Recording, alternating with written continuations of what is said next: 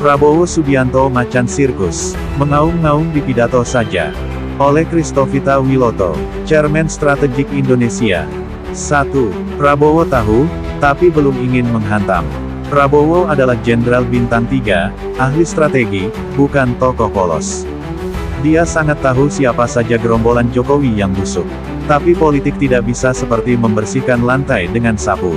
Ini seperti bermain catur dalam ruangan penuh jebakan, kamera, dan racun. Kalau dia hantam semua sekaligus, bisa-bisa dia dijatuhkan sebelum Oktober tahun 2024. 2. Kekuasaan belum 100% di tangan Prabowo. Perlu disadari, Prabowo belum jadi presiden secara de facto penuh, walaupun de jure sudah.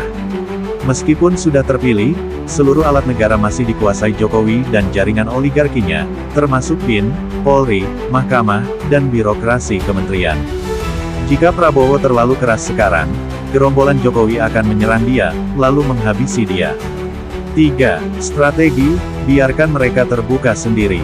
Prabowo tampaknya menggunakan strategi, exposure total, yaitu membiarkan kejahatan para menteri dan pejabat Jokowi makin terlihat dan dibenci rakyat. Lihat kasus bansos, minyak oplosan, penyelundupan nikel, QRIS asing, laptop merah putih, hingga rekayasa hukum. Prabowo sadar, lebih baik rakyat muak sendiri lalu bersatu mengganyang mereka bersama-sama. 4. Menunggu mandat rakyat dan Tuhan. Prabowo menunggu momentum moral dan mandat rakyat. Begitu rakyat benar-benar melihat siapa yang merusak bangsa ini, barulah Prabowo akan memimpin operasi bersih total 2025, seperti dalam pidato-pidato kerasnya. Itu bukan omong kosong, itu aba-aba perang. 5. Jokowi masih mainkan kartu Gibran. Selama Gibran masih wakil presiden terpilih, Jokowi masih punya cakar di istana. Jika Prabowo menyerang terlalu cepat, bisa-bisa malah Gibran yang didorong naik oleh elit busuk, dan Prabowo dijegal secara konstitusional. Maka yang dilakukan Prabowo adalah membatasi peran Gibran pelan-pelan, sambil mempersiapkan jebakan balik. 6. Prabowo sedang hitung ulang peta kekuatan. Prabowo sedang melihat siapa saja loyalis sejati, siapa mata-mata Jokowi, siapa oportunis.